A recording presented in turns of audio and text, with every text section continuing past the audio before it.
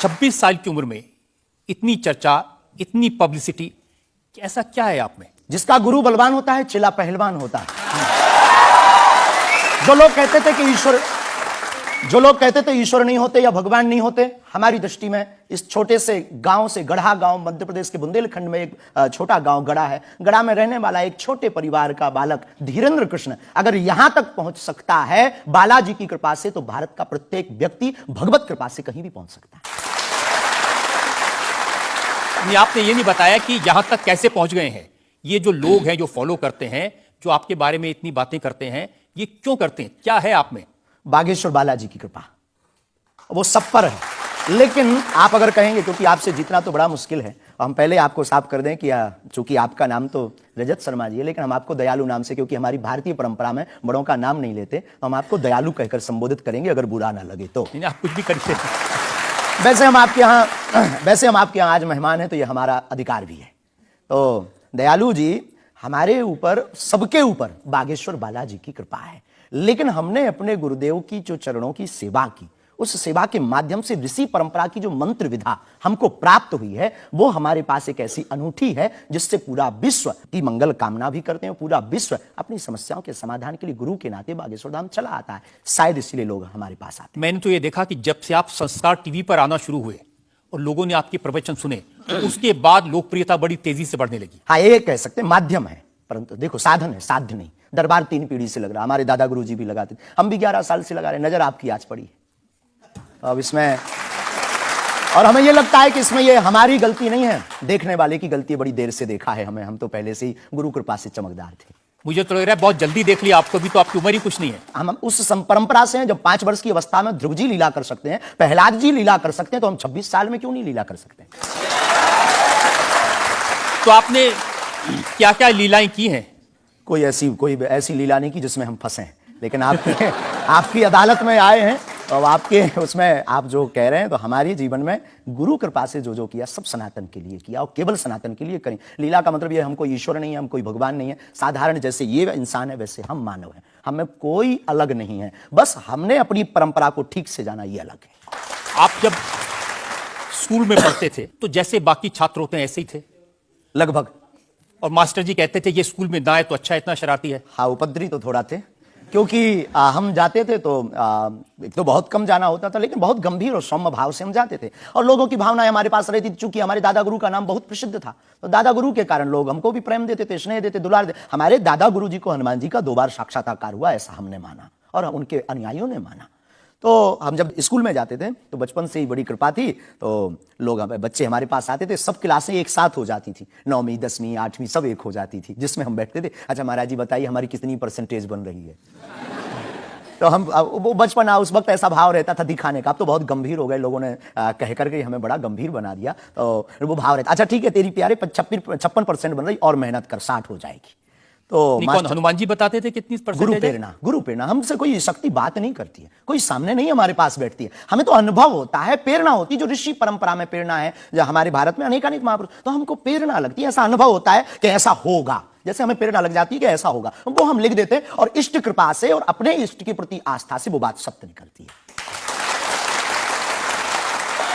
हमारा जीवन भी बड़ा अभाव से गुजरा। एक छोटी झोपड़ी रहती थी, वो भी झोपड़ी, कच्ची झोपड़ी, उसमें पिताजी रहते थे, हमारी माँ, हमसे छोटी बहन और उससे छोटा भाई, 5 लोग उसमें रहते थे। उसी में भगवान को स्थान था। दादा गुरुजी निर्मोही अखाड़ा से साधु थे, तो उन्हें परिवार से ज्यादा मतलब नहीं था। तो बड़ा अभाव में गुजरा हमारा जीवन, बहुत विचित्र स्थितियों में गुजरा। लेकिन अभाव ने प्रभाव की महिमा बताई, और आज प्रभाव ने हमें अभाव की महिमा बताई। तो आप कह रहे कि जब छात्र थे तो साधारण छात्र थे, जैसे बाकी बच्चे होते हैं, वैसे आज घर परिवार वैसा था जैसे बाकी लोगों का होता है? कोई नई बात नहीं, कोई ऐसा, हम कोई ईश्वर नहीं है, हम संसार से कोई अलग से ब्रह्मा जी की फैक्ट्री से सेट नहीं भरे। हम जैसी दुनिया है वैसे हम हैं। बस गुरु परंपरा और हनुमान जी की कृपा क्या होती है, शायद हनुमान जी ने और गुरु ने हमको चुना, ये ललकार कर बताने के लिए, हमें लगता है हमारा। तो इस देश में तो बहुत सारे लोग हैं जो हनुमान जी के भक्त हैं, करोड़ों लोग। हाँ, मंगलवार को, शनिवार को मंदिरों में जाते हैं, व्रत रखते हैं, प्रसाद चढ़ाते हैं। तो हनुमान जी ने आपको क्यों पकड़ा? कुछ ज्यादा ही घनिष्ठता होगी हमारी, उनको ज्यादा मोहब्बत हम पर आई होगी। लेकिन इस करोड़ों लोगों में हनुमान जी के लाखों भक्त हैं, उन्होंने अपने लिए मांगा और हमने पूरी विश्व के लिए मांगा। इसीलिए हमें लगता है कि हम में और बाकियों में अंतर है। देखिए, आपने क्या मांगा इसके कुछ वीडियोस मैंने देखे हैं। वाह। आप लोगों से कह रहे हैं कि आपके पास जितना चाहे दान दे दो, अपना मकान सब दे बचा दो, लेंगे। फ्लैट दे दो, बंगला दे दो, घोड़ा दे दो, गाड़ी दे दो, सोना चांदी, बैंक, एफडी, मंगलसूत्र, अंगूठी, लुगाई लड़का छोड़ के सब मुझे दे दो। ये हमारा डिस्क्लेमर रहता है दरबार के पहले का। लोगों को जो भावनाएं रहती हैं कि गुरु परंपरा के लोग और साधु लोग दरबार इसलिए लगाते हैं, भगवान को इसलिए रखते हैं कि ये कमाई का जरिया बनाते हैं। और हमने अपने दरबार में बैनर लगा करके, माइक पर ठोक करके बोलते हैं कि यहां किसी भी प्रकार का शुल्क, फीस, दक्षिणा नहीं लगता। पर अगर तुम शिष्य मानते हो अपने आप को और हम गुरु हैं, तो गुरु परंपरा के नाते अगर कुछ भी तुम दे दो, अगर आप भी इंडिया टीवी का ये हाउस हमारे नाम करें, हमें कोई दिक्कत, और लेते भी हैं। लेना बुरा नहीं है, उपयोगिता बुरी है। लेकर के उसका सदुपयोग करते या दुरुपयोग करते। हम लेते हैं, कोई अगर देता है तो स्वीकार करते गुरु के नाते। हम उस परंपरा से हैं जहां अंगूठा तक दान गुरु को दे दिया जाता है, हम भी लेते हैं। कितना कमा लेते हैं?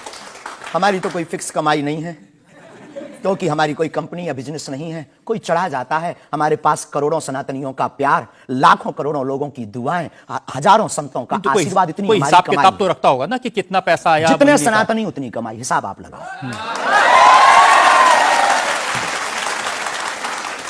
ज्यादा बातें इसलिए होती हैं कि आप जो स्टंट करते हैं पब्लिसिटी के लिए, आप ऐसी ऐसी बातें कह देते हैं। आप कहते हैं कि बिना वीजा के हनुमान जी रावण की लंका में घुस गए थे। ये जो मॉडर्न युवान भाई बहन है, इनको लंका प्रवेश के बारे में बताएंगे तो इनको ये लगता है कि ये घिसी पिटी बातें इनके दादा परदादा बताते रहे, ये बेचारे ऊब गए।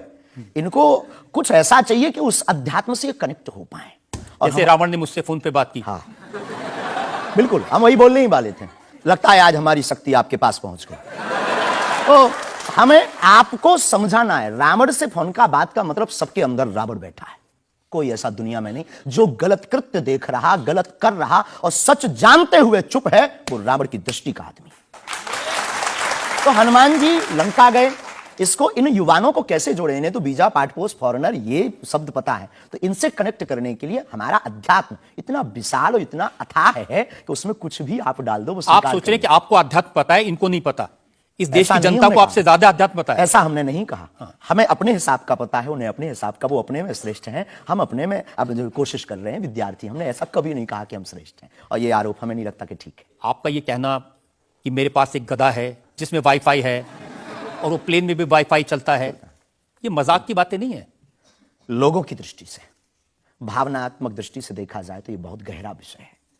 मजाक की दृष्टि से अगर कोई देखेगा तो देखो, जाकी रही भावना जैसी, प्रभु मूलत देखी तिन तैसी। भगवान की कोई लीला को सिर्फ रासलीला को उठाते हैं, लेकिन हम तो महाभारत भी उठाते हैं। तो अपनी अपनी दृष्टि है। हम ये मजाक में नहीं कहते, हम उनको बताना चाहते हैं कि हमारे देवी देवताओं से जो हमारे इष्ट की परंपरा की जो निशानी है, वो अगर नजदीक रहे, गुरु की निशानी अगर नजदीक रहे, माता पिता की बातों की निशानी नजदीक रहे, तो बेटा कभी गलती नहीं करेगा, वो चार चांद लगाता रहेगा। शास्त्री जी, इसको कहते हैं आप अंधों के शहर में आईना बेचने की कोशिश कर रहे हैं। ऐसा हमारा भाव नहीं है। अपितु हमारा भाव यह है कि उस केवल वाईफाई को हम बताते नहीं, उसकी महिमा भी बताते हैं, और दरबार में आने वाले लोगों को उसकी महिमा का अनुभव भी कराते हैं। तो फिर वो जो बात मजाक की है ना, वो फिर अध्यात्म, आस्था, ईश्वर से जुड़ करके नास्तिक भी आस्तिक बन जाता है। देखिए, आपको भोले भाले लोगों को बताना चाहिए कि भाई ये मैं मजाक में कह रहा हूं, विनोद हम कहते हैं, और ये मैं असल में बहुत बार बोलते हैं विनोद हम कर रहे हैं, हम बहुत बार बोलते हैं। अब कोई हमारे विनोद को सीरियस ले ले तो वो उसका निजी अनुभव है। तो अब मैं लोगों को बता दूं कि एक बार बगैर टिकट पकड़े गए थे आप रेलवे में। हाँ, ये तो बताना चाहिए। बिल्कुल पकड़े गए थे, लेकिन ये भी बताइए कि हम टीटी से ही 1100 रुपया लेकर आए थे। उसी टीटी से लेकर आए थे, जिस वाईफाई की आपने चर्चा की, उसी वाईफाई की दम पर उसके बाप का नाम बताकर लेकर आए थे। इसी तरह की बातें कह के ऐसे दिखाते हैं जैसे चमत्कार कर दिया, जैसे मेरे ऊपर हनुमान जी की बहुत कृपा हो गई, मैं भविष्यवक्ता हूं, और फिर जो भोले भाले लोग हैं वो प्रभावित हो जाते हैं। हमने कभी एक नहीं दावा किया कि हम चमत्कारी हैं। आज भी आपकी अदालत में हम कहते हैं कि हम कोई चमत्कारी नहीं है, हम कोई ईश्वर नहीं है, हम कोई महात्मा नहीं है। हम एक आम इंसान हैं, लेकिन हमारी अपने इष्ट के प्रति आस्था, ऋषि परंपरा के प्रति आस्था है, जो महर्षि वाल्मीकि से पत्र दरबार की महिमा चली है, उस महिमा का हम अनुकरण करते हैं और उस आस्था में उलझनों में का रास्ता मिल जाता है, तो उसे आप चाहे चमत्कार मानिए अथवा फिर आप अपनी बुद्धि से जिसने जो जाना वो हमें माना। देखिए शास्त्री जी, बहुत सारे ऐसे लोग हैं, गरीब हैं, परेशान हैं, बीमारियों से थके हारे हैं, डॉक्टर से आशा छूट जाती है, हॉस्पिटल से आशा छूट जाती है, वो आपके पास आते हैं, वो सोचते हैं यहाँ इलाज मिलेगा। किसी का बच्चा बोल नहीं सकता, किसी का बच्चा चल नहीं सकता, वो लोग बड़ी आस्था विश्वास लेके, जो मैंने जानकारी हासिल की, वो आते हैं, सोचते हैं कि यहाँ से शायद उन्हें कोई रास्ता दिख जाएगा, और उन्हें मिल जाता है। जो आते हैं श्रद्धापूर्वक आते हैं। देखो, जिंदगी में अगर वो परेशान है और डॉक्टर से परेशान होकर के या कहीं से भी निराश होकर के आया और उसे कुछ मिले ना मिले, हम ये तो नहीं कहते, जिसकी जितनी निष्ठा उसको उतना हमारे बागेश्वर बालाजी के दरबार में मिलता है। और अगर नहीं मिलता, तो अगर उसे जीवन जीने की अगर डांडस और सात्तावना मिलती है, तो क्या ये भी कम है? बिना पैसों में, बिना दक्षिणा दिए, बिना कुछ लगे अगर हनुमान जी से जुड़ रहा, अगर वो प्रभु से जुड़ रहा, अगर उसे जीवन जीने में 4 दिन की जिंदगी है, डॉक्टर ने कह दिया तुम मर जाओगे, लेकिन बागेश्वर धाम के नाम से उसके चेहरे पे मुस्कुराहट है कि मेरा हारे का सहारा है, तो अगर ये मुस्कुराहट उसके चेहरे पर आती, इससे किसी को गुस्ताखी क्यों? देखिए, अगर बागेश्वर धाम आने से लोगों का इलाज हो जाता है, तो फिर आपको कैंसर हॉस्पिटल बनाने की क्या जरूरत है? यही तो हम बताना चाहते हैं कि दुआ और दवा दोनों आवश्यक है। हमने ये नहीं कहा कि हम डॉक्टरों के खिलाफ हैं। अब मैंने पूछ लिया तो आपने दवा ऐड कर दिया उसमें। नहीं, हमने औषधालय बागेश्वर धाम पर खुलवाया है और मंदिर के समीप खुलवाया है। वहां पर ग्राम पंचायत का भवन है, वहां पर आयुर्वेदिक औषधालय है। दुआ और दवा मतलब नीचे दवा है और वहां ठीक नहीं हुए तो दुआ के लिए चढ़ जाओ मंदिर पर, दोनों काम करेगा, ठीक है। और ये कोई नई बात नहीं है, हमने ऐड नहीं की, डॉक्टर खुद ऐड करता है। ऑपरेशन करता है, जब ठीक नहीं होता तो वो भी कहता है तुम भी प्रार्थना करो। लेकिन ये सही है कि जिस इलाके में आप हैं, उस इलाके में बहुत सारे ऐसे लोग हैं जो इसी तरह पर्ची निकालते हैं, जो इसी तरह दुआ की बात करते हैं। पूरे भारत में ऋषि परंपरा के अनेक लोग हैं,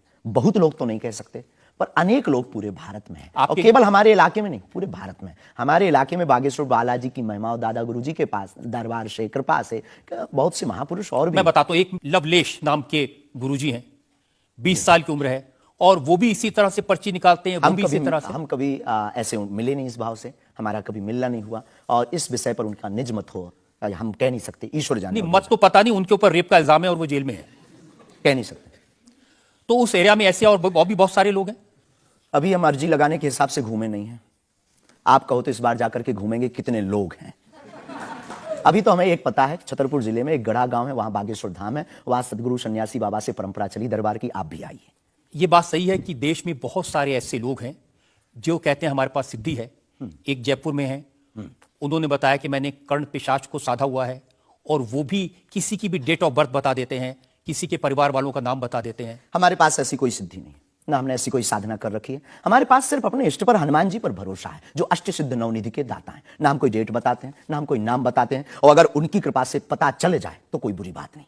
जनता में जो सवाल पूछना चाहते हैं, आमतौर पर क्या होता है कि संत का नाम आते ही हमारे माइंड में एक इमेज बनती है कि गाड़ी होगी, बहुत ही जो उनकी वेशभूषा होगी बहुत ही सिंपल और सरल होगी, लेकिन आपकी वेशभूषा देख के, टोपी देख के लगता है एकदम कलरफुल रहता है।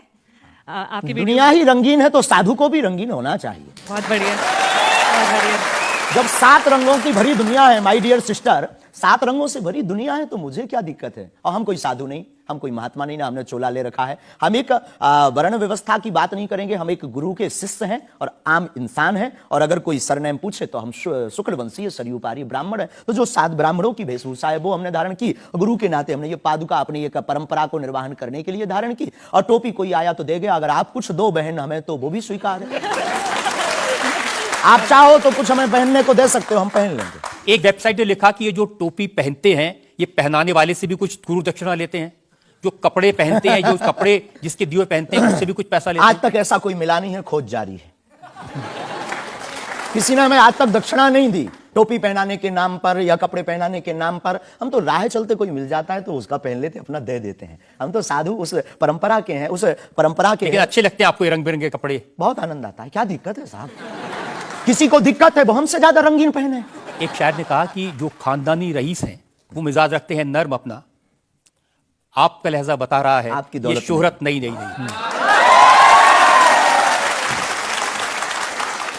लोगों को लगता है, हमें लगता है कि हमारे जीवन में न हमें धन प्रिय है, न मान प्रिय है, न सम्मान प्रिय है, हमें हनुमान प्रिय है। और हमने जब से जन्म लिया तब से हम धनवान है, क्योंकि हमारे हनुमान है। और दुनिया का प्रत्येक हनुमान भक्त धनवान है जिसके जीवन में हनुमान है। अब वो निर्धन है इस दुनिया में जिसके जीवन में भगवान नहीं, वो निर्धन है। और अगर बाप हनुमान हो और धनवान हनुमान हो और उनका भक्त अगर रंगीन ना हो, पीला लाल ना हो, जब हनुमान जी लाल देह लाली से हो सकता तो लाल पगड़ी क्यों नहीं हो सकती।